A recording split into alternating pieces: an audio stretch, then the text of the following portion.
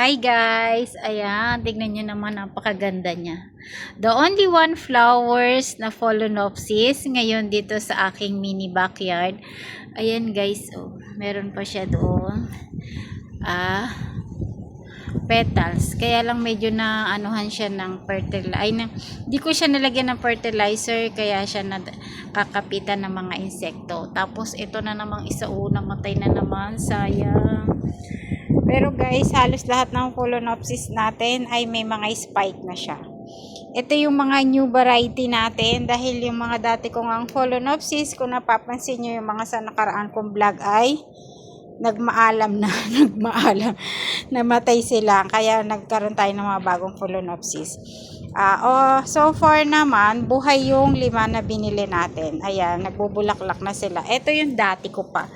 Yung purple na malaki yung kanyang flowers. Ito yung iba, nasira yung mga dahon. Kasi nitong mga holiday, ayan guys, naggala ang inyong mother. Naggala ang kanilang mother. Napabayaan sila. Ayan, naibilin ko lang sa kapitbahay pero hindi nga. Siyempre, binilin lang natin. Hindi masyadong na alagaan, kaya yan, ganyan yung nangyari. Pero ngayon nandito na ako, ayan, babantayan na natin ulit yung ating mga alagang orchids para hindi na siya ulit siya mapeste. Ayan. Thank you for watching guys. Ayan, kung mapapansin nyo, yung part na yan na dati na punong-puno ng Phalaenopsis, medyo kumonti na siya. Pero ayun, pag namulaklak yan sila, lalago na ulit. Then ito guys, ayan, bagong new look. Yung dating mga dentorium dyan guys, napabayaan ko din dahil nga nung umalis ako nung holiday, medyo matagal ako nawala. Ayan, kung napapansin nyo, halos wala siyang dentorium, orchids at yung ibang Phalaenopsis. Mga banda lang siya at ating mga dancing lady.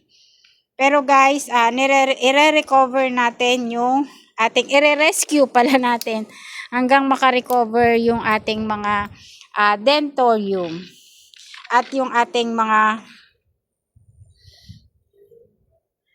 iba pang mga orchids na napabayaan. Ayan guys, ngayon nandito na, matututukan na natin siya ulit. Ayan, ang ganda na niya. Ito guys yung sinasabi ko sa inyo na nire-rescue ko na mga dentorium na napabayaan. Ito guys, maganda to kapag fresh.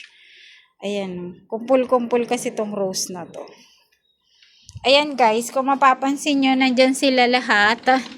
Nire-recover ko siya, pinagsama ko muna siya sa lahat, silang lahat sa isang paso. Tapos yan, aayusin ko na lang kapag sumusuloy na sila. Ito yung ating baby dentorium. Ayan guys, ang dami niyang bulaklak. Ito naman guys, dentorium siya na red. Ayan, kulay red. Ito naman, ang dami niyang bulaklak. Lalagay natin siya dito sa lamesa para naman yung ating table ay merong magandang flowers. Ayan. Diba? Ang ganda niya guys. Tapos mahangin dito sa lugar namin. Thank you for watching guys. See you in my next video. Bye! Hello! Ayan guys, kung naaalala nyo, yung in-upload ko na mga bago kong Phalaenopsis. Kasi yung mga dati kong alagang Phalaenopsis, nagkandamatay sila noon dahil ng pabayaan ko. Ngayon guys, yung mga bago kong Phalaenopsis na 5, ayan. Isa pa lang yung nagbo-bloom. Ang ganda ng kulay niya. Grabe. Ang ganda oh.